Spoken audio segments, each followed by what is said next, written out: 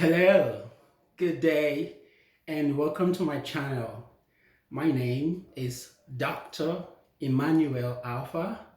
I'm a psychiatrist in training.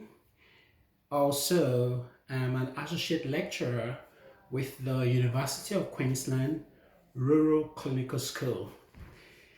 If you're coming for the first time to my channel, please subscribe, give me a thumbs up, and turn on the notification button. Today, I'd like to talk about how to manage sleep disturbances, which in medical term we call insomnia. And this is part of my series on how to maintain emotional and mental well-being. So we're going to be looking at what sort of sleep disturbances people experience, okay, how to manage them as well. So get right into it. So sleep disturbances, like I explained in medical term, is insomnia, where you have difficulties with sleep. And there are different types of insomnia. You can have initial insomnia, whereby you have difficulties falling asleep, okay?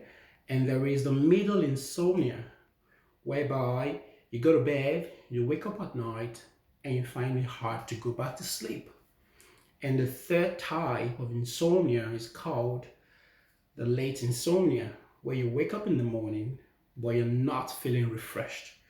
Okay, so usually when you go to bed and you wake up, you should feel refreshed. So if you don't, then you're likely having a late insomnia. So what happens when you have insomnia? When you have insomnia, you probably have not had enough hours of sleep, or the sleep was interrupted, or you're waking up feeling unrefreshed. And some of the symptoms of insomnia that would show as you progress with your day will be things like irritability. So you find yourself during the daytime, you're getting irritable, you get very touchy. Fatigue, where you find yourself feeling very tired easily. Okay, you can have things like reduced concentration. Okay, and you might be struggling whether at work to concentrate or even at school to focus on your studies. And you can also have things like, feeling very tired and feeling very sleepy during the daytime. Right. So these are some of the symptoms you would observe if you've had difficulties with your sleep. Right. So the average adult can have anywhere between 6 to 8 hours of sleep. Average of 7 hours of sleep. For me in person, I'm usually fine with 6 hours of sleep. So if you have problems with sleep, how do you go about it? How do you manage this? Now, there is a word called sleep hygiene. So sleep hygiene is a term used to describe good sleeping habits. Okay, and considerable research has gone into developing a set of guidelines, and tips which are designed to enhance good sleeping. And there is much evidence to suggest that these strategies can provide long-term solutions to sleep difficulties. Now, there are many medications which people use to treat insomnia, but these are only effective in the short term. So, ongoing use of sleeping pills may lead to dependence and interference with developing good sleeping habits.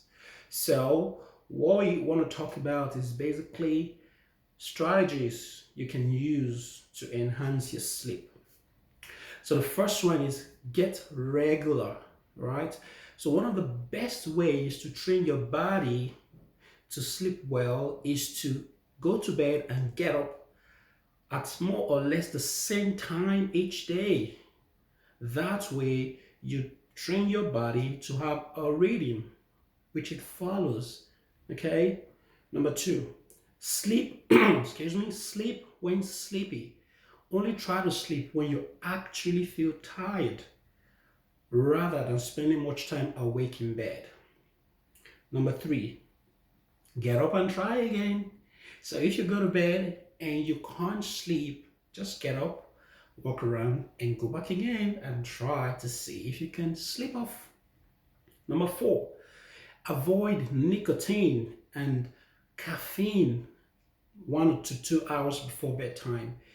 You know, usually 4 to 6 hours before bedtime is ideal. So, for those of us that enjoy our coffees and our nicotines, 4 to 6 hours before bedtime should be the last time you should take those substances.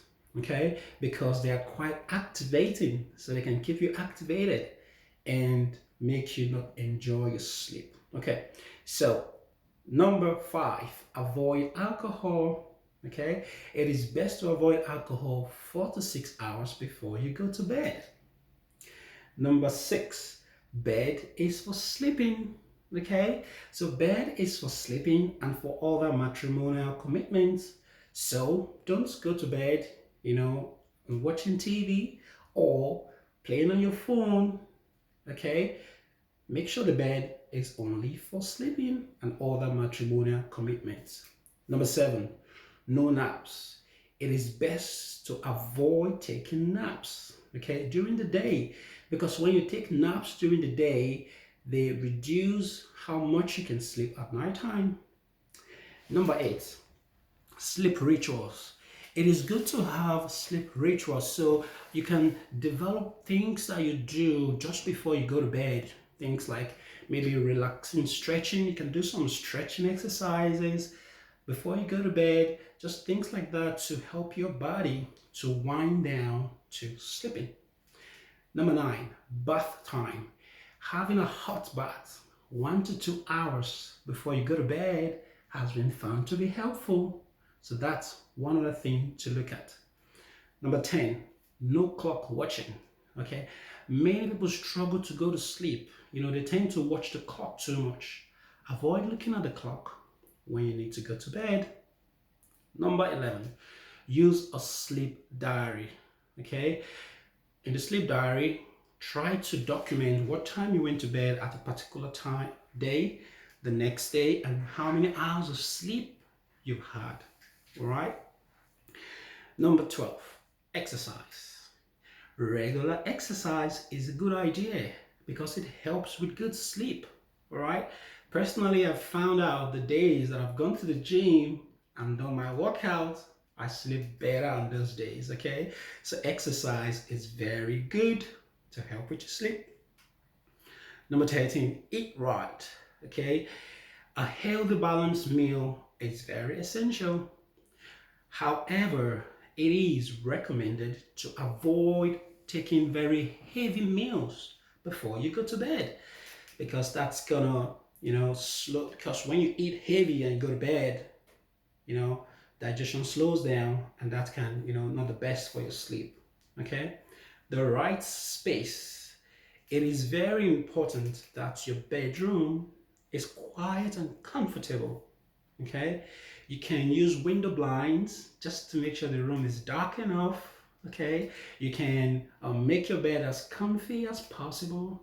All right, you can, if you can, clear out your bedroom and make it to be as spacious as possible, so you have few things cluttering your bedroom. The more space you have, the better it is for you. Number 15, keep daytime routine the same. So if you can, as much as possible, keep your daytime routine the same. That's where your body is in a rhythm from day to day. Day to day, you've got a rhythm, and your body can easily wind down at night time when you go to bed. So these are some of the tips on how to improve your sleep difficulties. All right. So try them out and see how it goes. But don't forget, you can always talk to your doctor if you need more advice or if you think you need medications for your sleep. Thank you for joining me today, and please subscribe, turn on the notification button, and give me a thumbs up. Till I see you next time, keep up your mental well-being and keep emotionally stable attitude in everything you do. Bye for now.